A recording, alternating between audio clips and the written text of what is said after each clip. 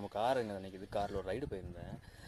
ரொமான்டிக்காக ஒரு song with TDS சவுண்டோட with ஏசியோட என்னோடய காரில் ஒரு பையன் காலேஜ் பையன் வந்துருந்தான். அவனோட ஃபேர் பார்த்தீங்கன்னா ஒரு 600 என்ன காமிச்சிது.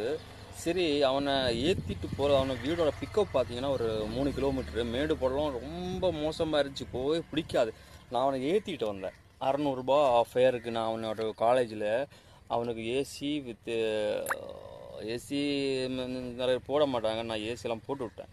ரொமான்டிக்கான சாங்கும் சூப்பர் டிடிஎஸ் சவுண்ட் வச்சுருக்கேன் காரில். காரு நான் இங்கே தான் இருக்குது, காரு பக்கத்தில் தான் பேசிகிட்டு இருக்கேன்.